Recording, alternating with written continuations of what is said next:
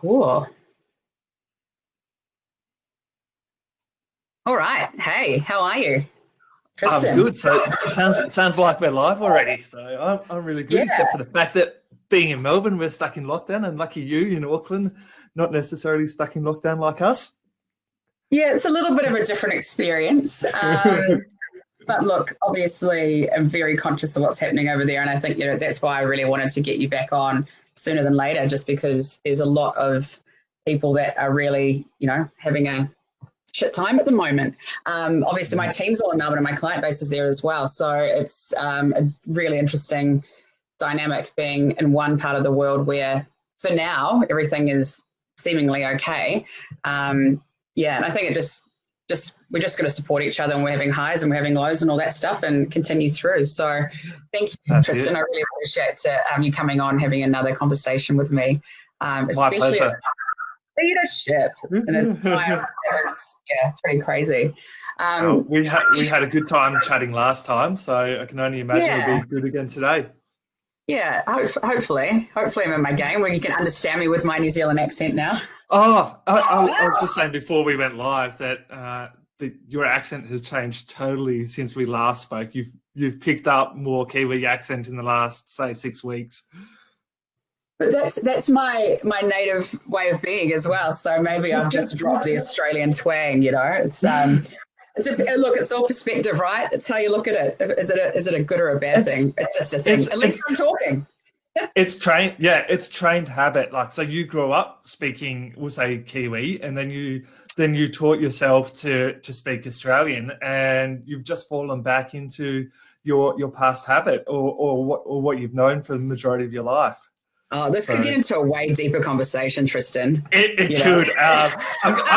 You know what?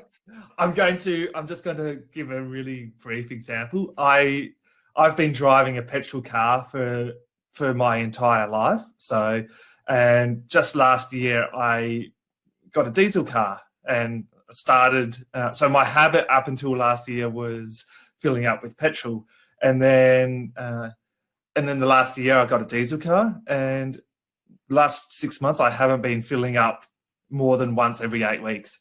I had to go and fill up the car on the weekend, and I reverted back to the old habit, not the new habit.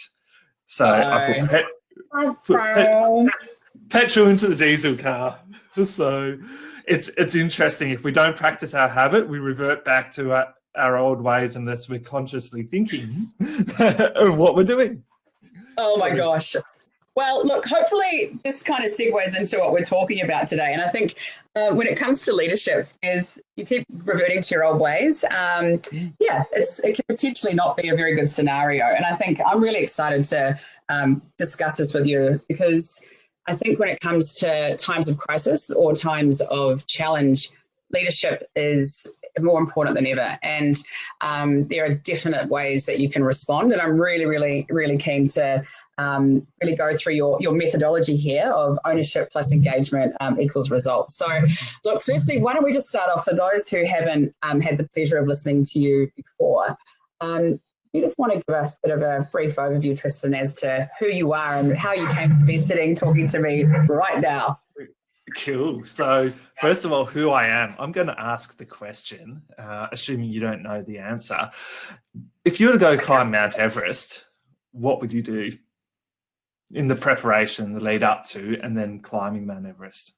Well, I'd probably quit smoking to start. That'd probably be a good thing. That would be a good thing. Yeah, a good thing. But look, that all comes up to preparation, right? Doing small, for me, it would be doing small, I guess, meaningful things that would go to a bigger goal. So I'm not going to go there straight away and go, hey, I'm a mountain climber, and I'll probably five oxygen, whatever it is, and you can't breathe.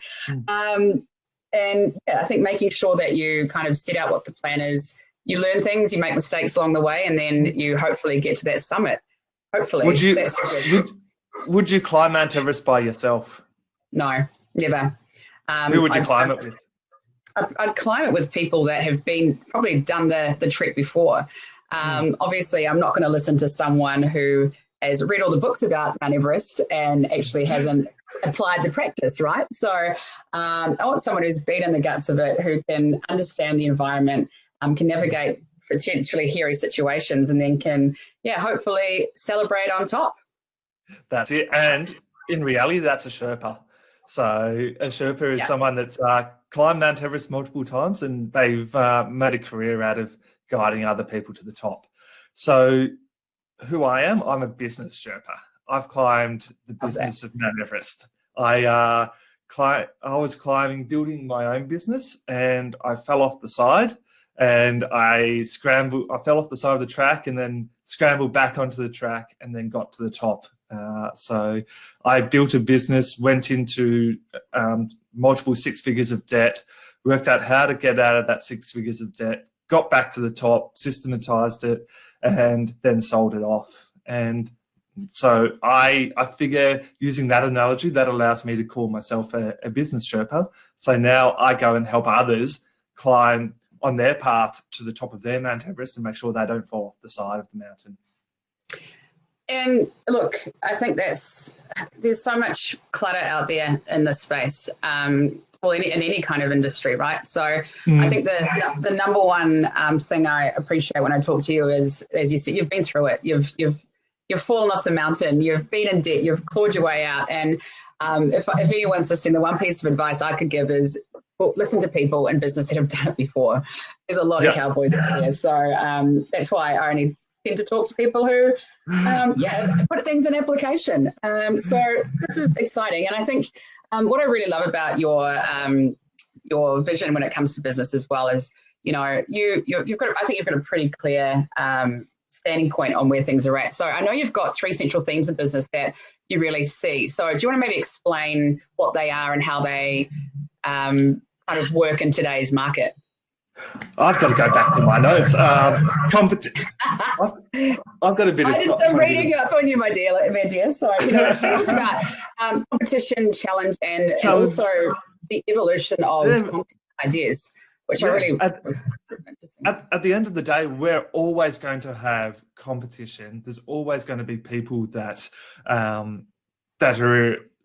I guess, competing against us, even if we don't see ourselves as having competition. And then to be able to progress, we need to be continually challenging ourselves and evolving. My business name is Evolve to Grow. So having an evolution of ideas allows us to move forward, and ideas rule the world. There's three different types of people. There's people that talk about others. There's people that talk about what's happening in the world, and then there's people that talk about ideas. So the 3 different styles of conversations. And the simplest people, the people that focus on talking about others, typically the less engaged and the less happy people. And then if you go right through to the other end of the scale, the people that are constantly talking about ideas, they're the people that are progressing and they're the most satisfied in life. And then that applies back to business as well. So the guys that you're about to say something, I'm about to. Yeah. I can see you. I just look. I guess when it comes to life, you come across all types of people, right? And if I look at the business owners that I work with, majority of them, we're talking about ideas and concepts the whole time. It's about, we're not, obviously sometimes we'll review data and understand what the journey is to get able to get there, and what the challenge was and how we can address the challenge through experience. But, it's how you come up with concepts and ideas and workshop them, that they're the people who, and from my experience, the ones making real change. But I don't give a shit what someone's saying about them either. They're just getting on and doing it. So there's the element of just sitting there projecting your own insecurities or whatever on the rest of the world, or then actually going, you know what, I'm going to take action and make a change and do something productive. And I think that's so pivotal in where we're at right now and what's going on, especially in Victoria at the current time. It's that when you're a business owner, and I made this conscious decision when the lockdown happened here in Auckland, it was either, okay, I can sit here, I'm facing a challenge right now, I can sit here, I can blame the world, I can blame everyone else, I can be stuck in this perpetual cycle of fear and, I guess, angst, or I can take this and put it into something different. What are some ideas? And looking at the landscape and really understanding, okay, what's the opportunity here? Taking time to calm the hell down And then obviously as a leader, understanding that it's not just about me, there's a whole team behind me that I have to basically lead and encourage this for. But obviously from as a service provider too, we've got clients who they look to us to provide that guidance and direction. So, I think that's why I resonated with that concept that you've so well, because you need to be able to apply these principles in times of trouble, really. Well, at the end of the day, but what you just shared with me is you took ownership of the situation that you're in, rather than passing blame on to others or passing blame onto areas that you can't control. You actually took ownership of the situation that you found yourself in. I did, but don't get me wrong, and I don't want people to go, oh, well, look, she just makes it sound so easy. Holy shit, there was 2 weeks there where I was going insane. Like, I think it's about I think you've got to allow yourself to process the fear and the change and all that crazy stuff that happens, but it's how you project that energy moving forward that's going to make the difference, right? And and I think it's how I work is I love talking to people. I love sharing ideas, and I feed off other people's energy. That's who I am. So for me, it was, creating this group and being able to have conversations with other really intelligent business people was able to kind of put me into a direction which was able to not only hopefully inspire and give back to other people, but then be able to create a different pathway for my business, and then obviously engage my team, and then be able to be in a position now not as I've heard of other agencies who just gave up, and that breaks my heart, because man, there is always an opportunity when in business. One of the first articles that I wrote when this let's call it a recession or this pandemic, whatever it is, when this scenario came about, one of the first articles I wrote was "More Millionaires Are Made in a Recession," and it comes back to the point that it's mindset and looking for opportunities. And if you take ownership of where you are, you can then progress and move forward. Yes, life might throw a bad hand at you, but the data doesn't lie. Like, this isn't the first time mankind has been through something like this. So we need to learn from lessons of history to be able to move and go forward. But going back to just what you were saying, like, it totally perfectly ties into what we're talking about today, which is results, and what we're wanting to get is results in our personal life, results in business, results for our clients. And you were talking about engagement and engaging with others through ideas, and prior to that, it was about ownership. And in my scenario, the scenario that we're discussing today is how ownership plus engagement equals results, and that formula applies anywhere, whether it is in business, in personal life, with your friends, with your clients, with your staff. But in what we're talking about today primarily is in business and managing around your team, because it's such especially in Victoria right now, mental health is a very important thing to be mindful of. And if we don't engage our team and take ownership around that, results for clients, results for our staff are going to drop off. I could not agree more. And something that I have been really conscious of, obviously, over the last few months, it's, as a leader, it's looking after your own mental health too. I think everyone, as a leader, and I know we can go back into more of the tactical things about how to support your team, and I think that's really important, but I think it starts with the leader. And look, I've definitely struggled with my mental health over the past few months. It's been really, really challenging for me, because it's been the first time where I've actually been able to sit with my thoughts and not be going crazy to meeting or to event, and it's a fucking scary place to be sometimes in your head. It really is, but it's also making sure, again, as you said about the Sherpa, having a really clear support network around you of people in your business structure who as a leader you can talk to, but obviously in your personal life as well, to make sure that you're not alone. And I think a lot of leaders really feel like the whole weight of the world is on their shoulders. Like just on Friday, that day, last Friday was hell for me. I woke up and went, I can't do today. And I listened to what my body was saying. And I knew that if I turned up to work in the state that I was in, I was not going to serve anyone anything positive. So the good thing that I've been able to do is have my head of operations, Siobhan, who's the other probably very senior person in the team. I've been really open with her and vice versa. So we're supporting each other on that level and being able to go, okay, things are really hard today. I'm going to take the day to myself and spend that. So then when I turn up again, I'm actually going to be the best leader I can be. And I think people have to be really conscious of that, not turning up, because when you turn up and you're stressed or you're anxious or you're about to burst into tears or whatever, people sense it, man, and your team senses it. And you've got to be really conscious of being honest with them and being open, saying, hey, yeah, not feeling that great, guys, obviously. And I think that fosters a lot more respect. And I think the traditional thing of leadership is a stoic thing. Bullshit. It isn't. That's 80s and 90s mindset. Totally, and it's about being real and empathetic and understanding that you're human. And I don't know, that's where I'm at. But I'd love to get your thoughts on as a leader, how do you navigate that when you're not feeling 100%? Because I guarantee there'll be so many business owners right now, especially in Victoria, going, shit, what do I do? What does this mean for me? How can I move forward in this current climate when they don't even know what's going to happen tomorrow with the regulations? So really keen to get your thoughts on that. It's a tricky one, but the biggest thing in my mindset is, if you're stuck, always fall back on honesty, transparency, and your values. Yeah. So a lot of businesses. It's really.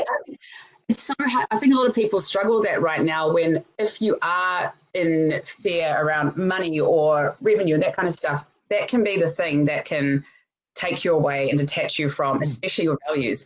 What I mean by that is you might take on a client or a customer that you just know and your gut is just not right.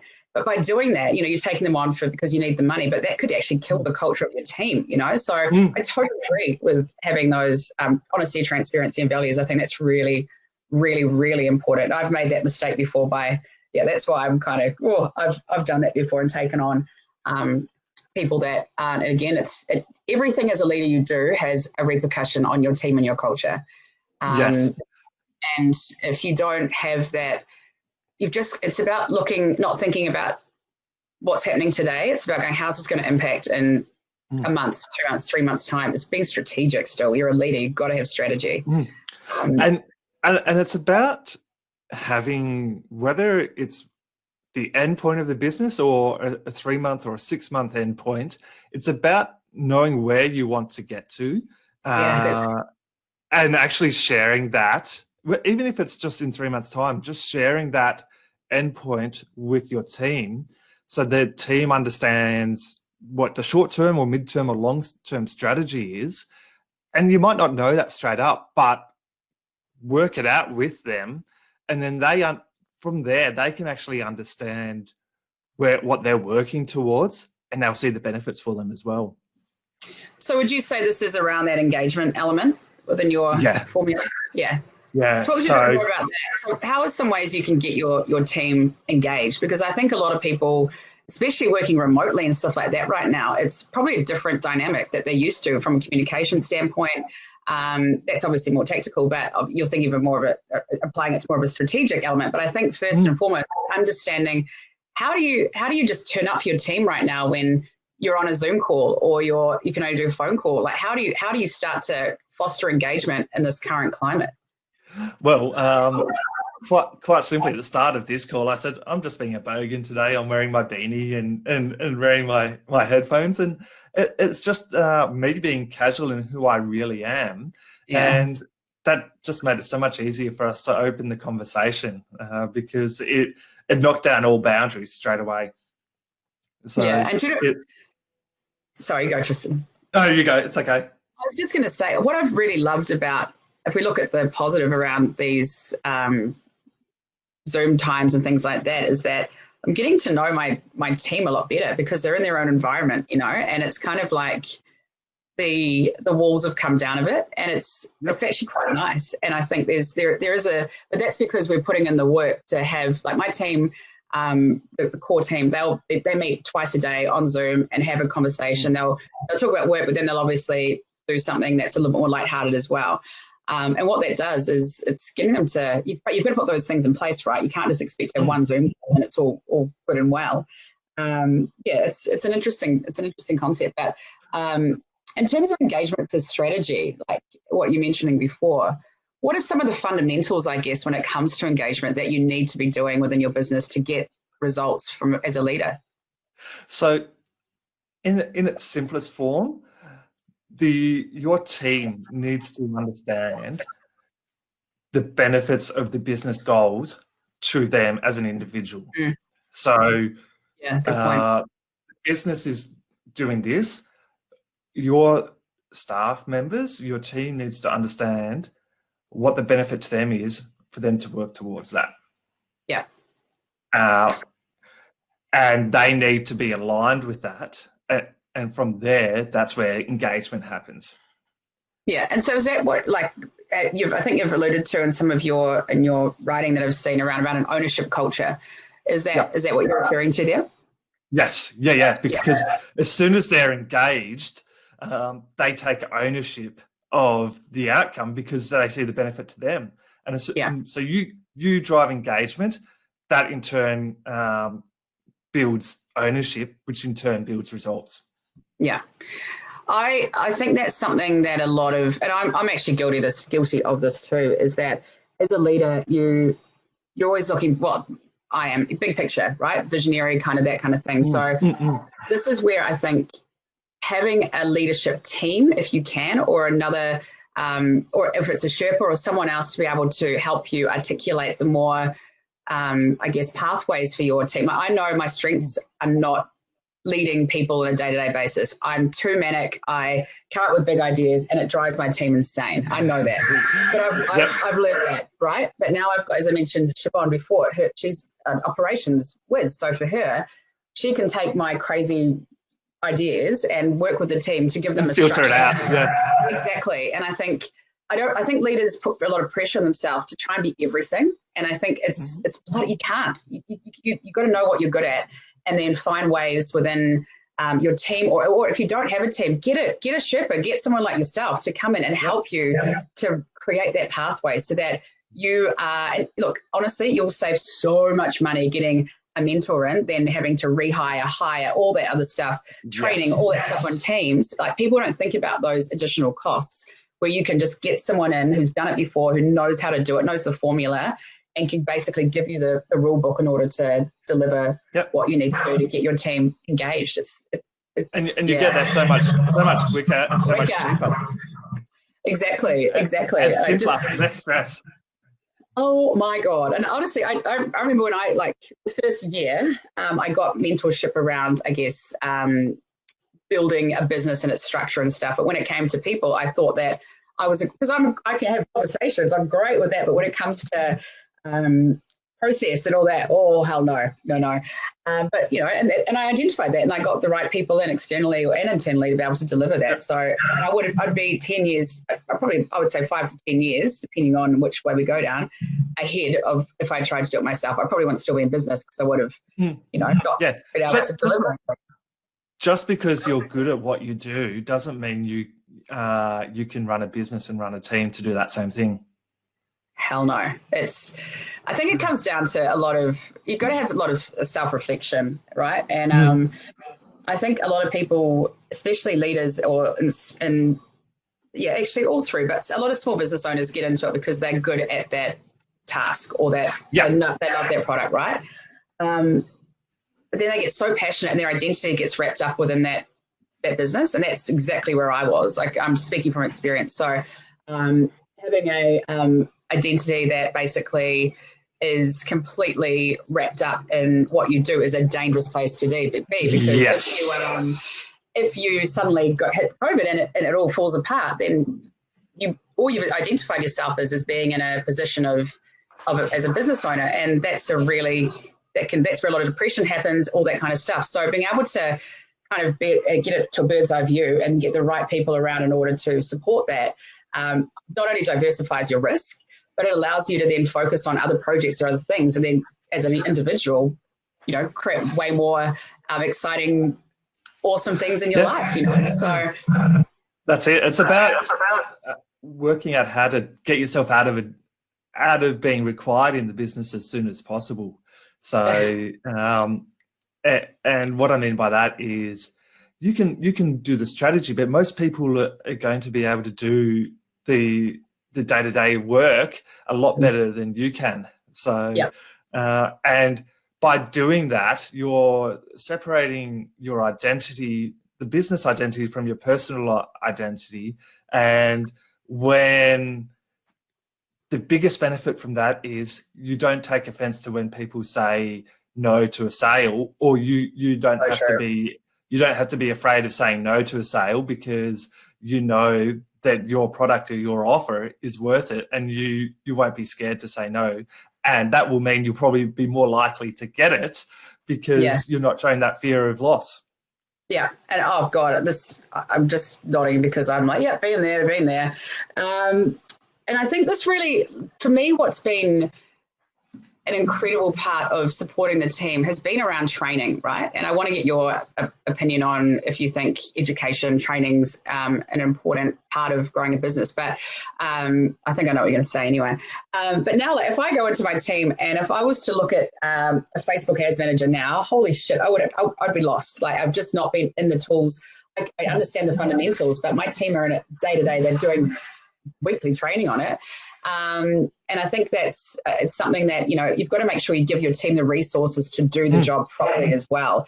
What are your thoughts on education and training within a business? Because a lot of people, and that's the other thing too, a lot of people in times of, I guess, trouble or chaos like we're in now, they pull back on that budget. And for me, that was a fundamental. I was like, hell no, we are not pulling back on our training and development, because that's our secret sauce, right? We spend so much time and investment on our people to be the best that they can be. Otherwise, our clients will go, oh, well, you were good, and now you're not even being able to deliver the results you were previously. That's my I guess.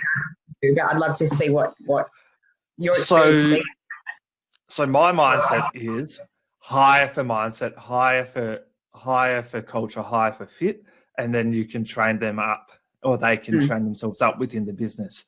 So you hire the right person first, even if they're a tiny bit underskilled, because you know that they're going to upskill themselves, which in turn means you need to have a fund to continue educating and continue training people. So you're always a market leader in that space.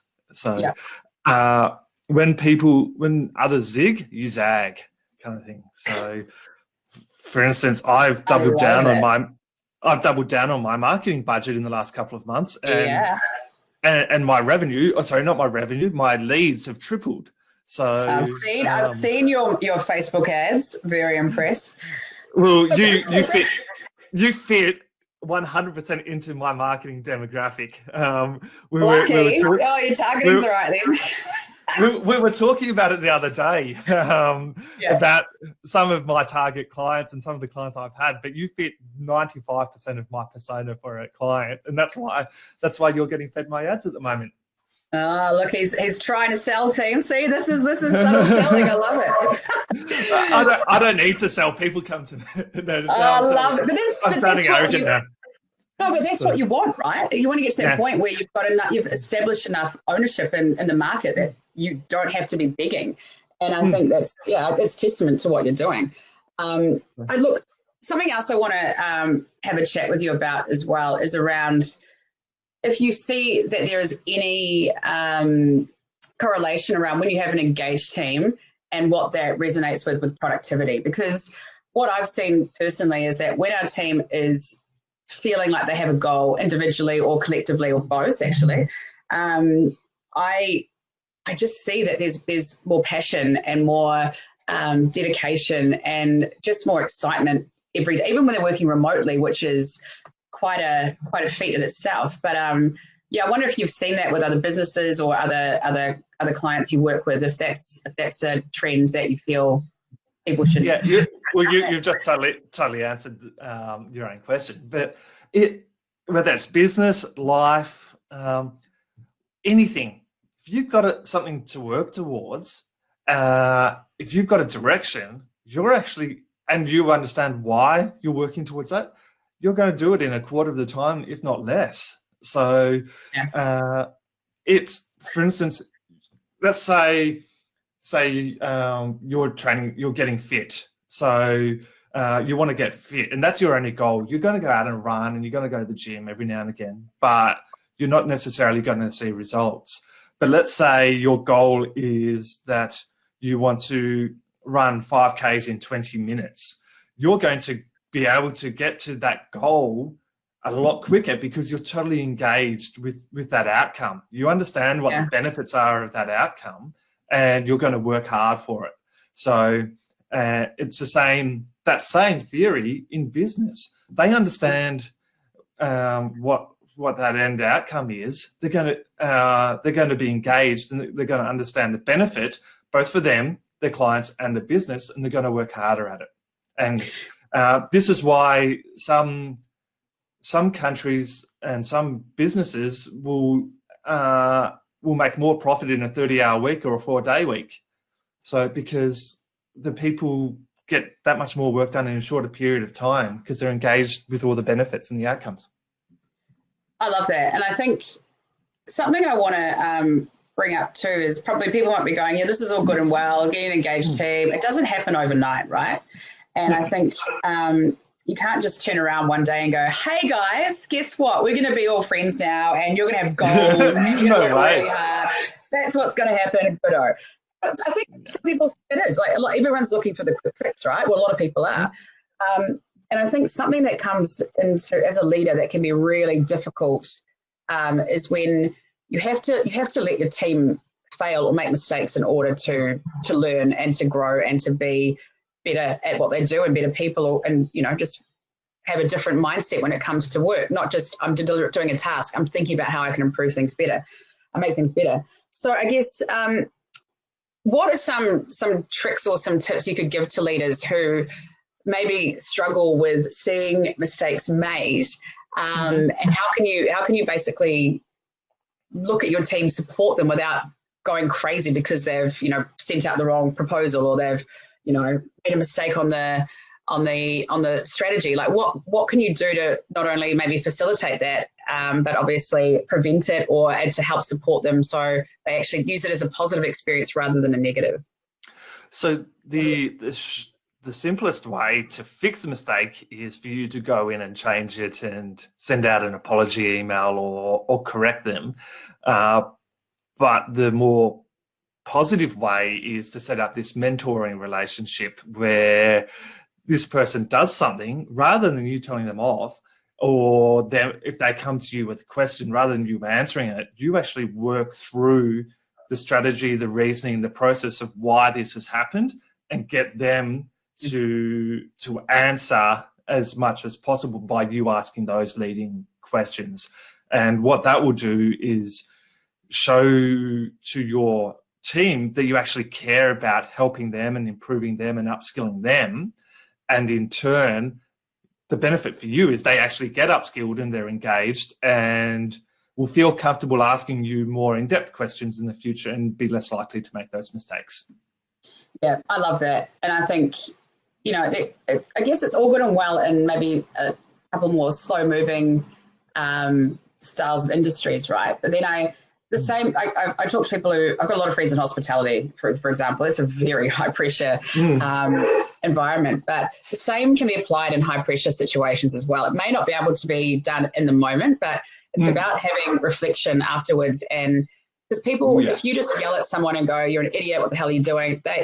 That's just going to make them close up. And I see that so much. And as a leader, you've got to be really conscious of that. It happens. If you do it though, fucking apologize and go, hey, I'm sorry, I was under the pump. I really don't mean that.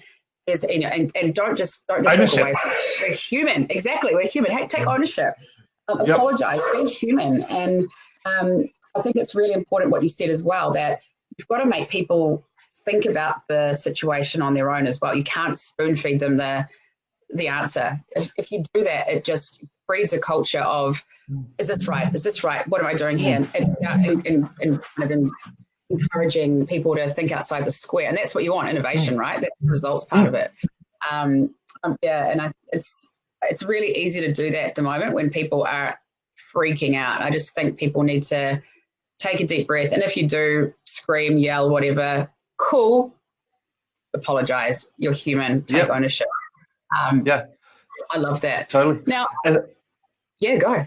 And what that ends up doing is like it slowly but progressively builds that culture, and people your team understands who you are, and everyone becomes they want to ask questions, they want to learn. So you're wanting to build this learning environment, and rather than I'm afraid to ask questions. And by building that learning environment, people become engaged more and upskill themselves more, and you end up getting better results. Yeah, it's look, I guess I want to ask you, what do you do if you are in a business right now and you're a leader and you know that your culture is super toxic?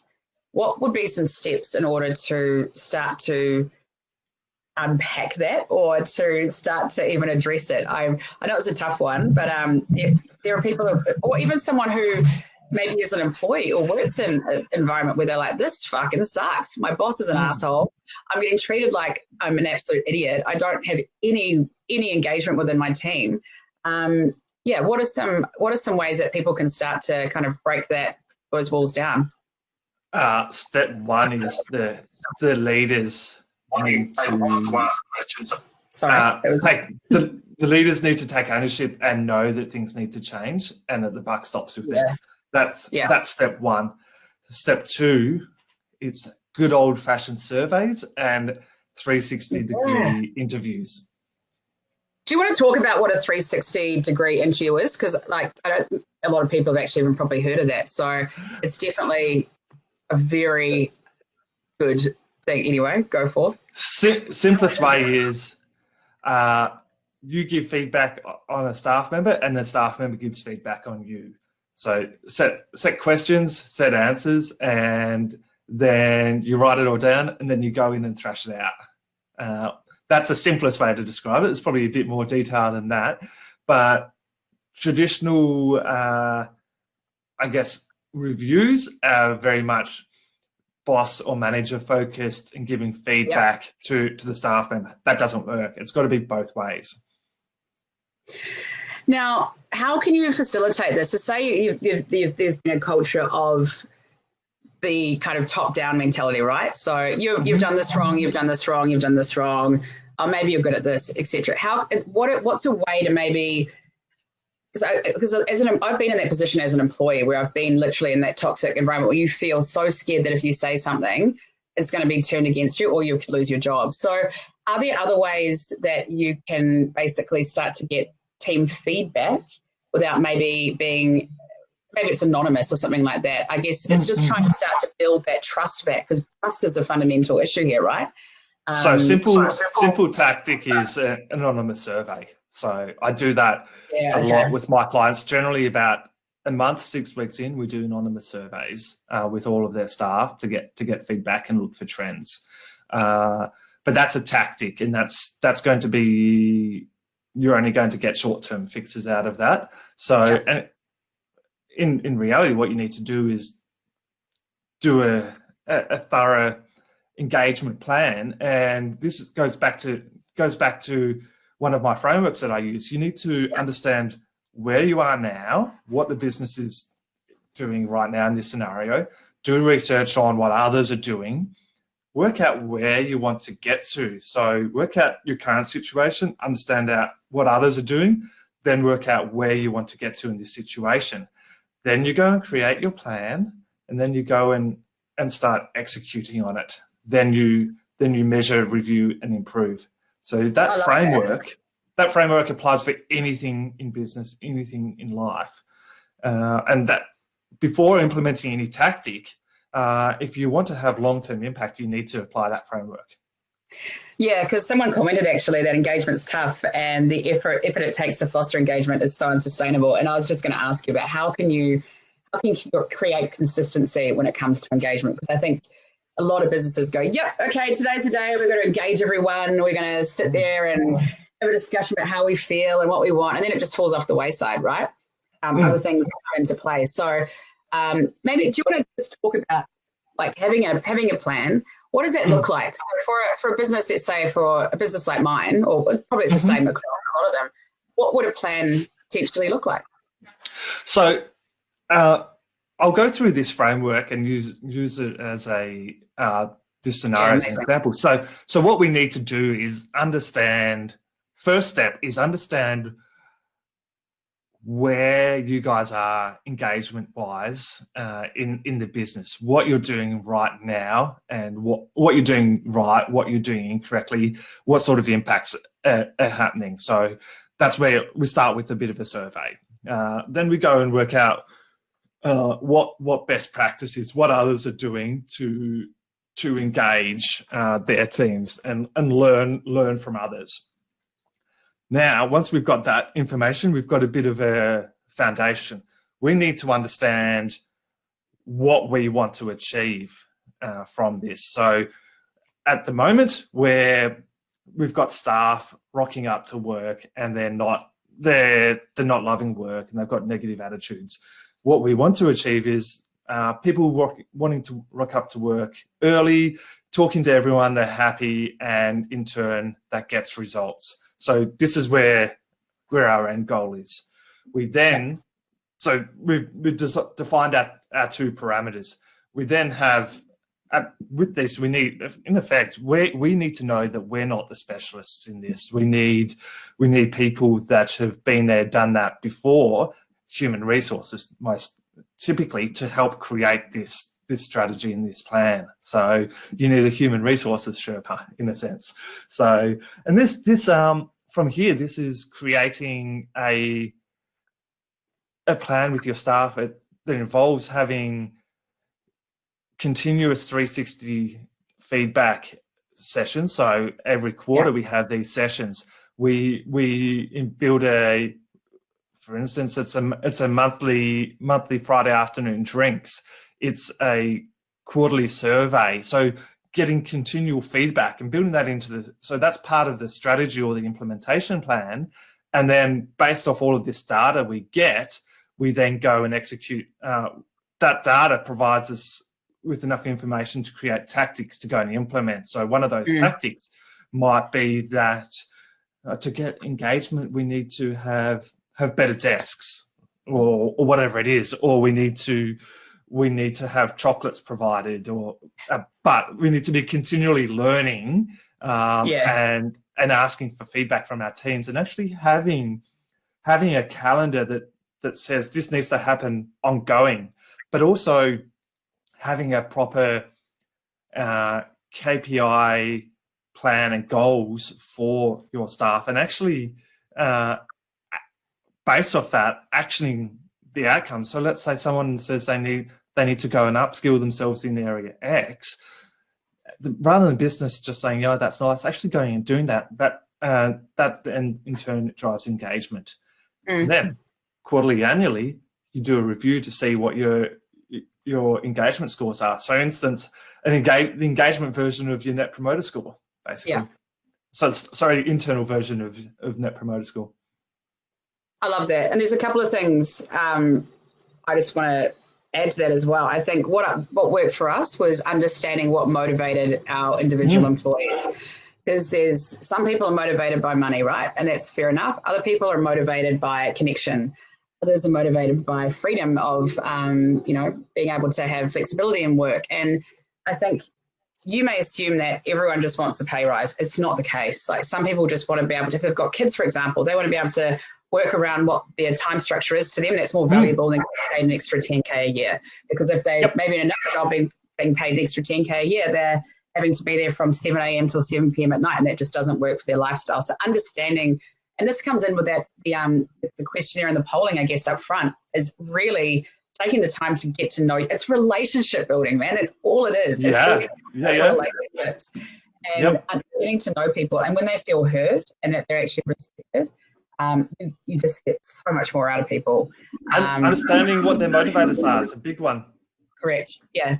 And the other thing too, like within our team as well, we've got a pretty diverse team, and we've got about probably 4 different religions. Our team's pretty small. There's a lot of different religious elements, cultural elements. I think we've got 6 different nationalities in our team. Like there's a lot of different diversity within it, which is awesome. But what that's able to do, like we had we were respecting Ramadan for a team member the other day, that she finished early so she could pray, all that kind of stuff. Like being in an environment where people feel comfortable to say, hey, this is who I am outside of work. I need to work around this. We're like, yeah, man, easy. But you've got to make sure that you have at first up the ability, the culture where people can raise those things. But that takes time, and that's not just one day. Tell us, who do you support? What religion? What's your gender? It doesn't work like that. And if you try and do it formulaically and so distantly, you will fall on your face and you'll look like an asshole. So have some empathy and engagement when it comes to this stuff, people. Yes. It's real though. There's some people try and do it really clinically, and you're dealing with people, Have hard conversations. Be real. You can have process and structure around it, but you've got to be real. So that's it. And I think there's a fine line. Whereas I can be real and honest, but I need someone to do the process and structure. Which is the fun bit. So that's why you need your sidekick. Yeah, 100% the yin to my yang. The amazing Siobhan, who I'd be very lost without. And also the people along the way that have given us a lot of the frameworks. The Sherpas, I guess, that have helped. Yeah, it's been incredible. It's about why invent the wheel when you can surround yourself by people that have been there and done that and learn from them. So many people want to help others as well. So but I guess it's what we touched on earlier. There's a lot of people that are pretending to know what they're talking about. So you have to be careful. Yes. And I think it also comes down to the fact that, you're right. There are a lot of people who want to help, because the people that want to help are the ones who realize that there's enough business and enough work to go around effectively. There is, and it's about giving back and helping bring other people up, because by doing that, you're going to raise the credibility of your industry. There's going to be so much more benefits by supporting each other rather than closing off and playing dirty tactics. That's how I see it anyway. Tristan, I guess we've got a few more minutes, and I'd love to. Is there anything else you'd like to add to this leadership ownership engagement formula? My big thing is I've got frameworks for everything, but at the end of the day, it's about results or it's about the end goal. So what are you looking to achieve? And you need to, as an individual, any engagement you have, you need to consider what you're looking to achieve out of that engagement or action. And then from there, understand what sort of formula you need to apply to it. So, and whether you need to do something right now or whether it's a long-term thing.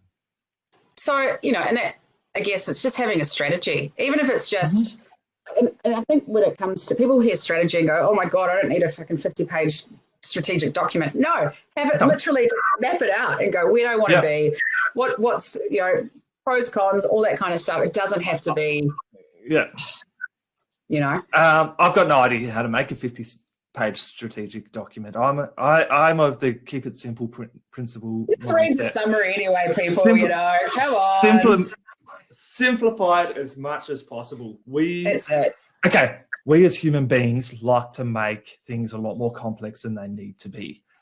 Think about the simplest possible way to do something and do it that way.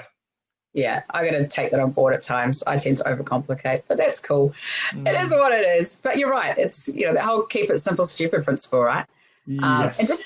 And just take action as well. Just do it. Like one thing I see people sitting on things for months, and I used to do that. Now I'm just like, oh well, let's go. If we make a mistake, we make a mistake. That's it. I've got a saying: F up and F up fast. Yes, I remember that from last time. I wrote that down actually, and my friend Alex as well was we were talking about that, and that's how you can sit there stressing about something for months, and actually it could have just been dealt with with a phone call or a delete button. That's it. Take action. Hey Tristan, thank you so much. I really appreciate your time. And if anyone wants to follow you, Evolve to Grow is your business online. You might be retargeted now for being on engaged with you. But yeah, thank you. As always, you're by far one of the most insightful, experienced business Sherpas that I've come across. So I think if anyone is struggling and needs to kind of work on any of this stuff, definitely talk to Tristan, because he's got a whole lot of frameworks, and it just makes your life a lot easier. Don't sit there stressing when you can reach out and get someone to help you up the mountain. So thank you. Thank you very much for having me. Please stay safe. Will do. Yes. Have a wonderful, wonderful, wonderful time inside. See you later, hun. Ciao, ciao. Bye.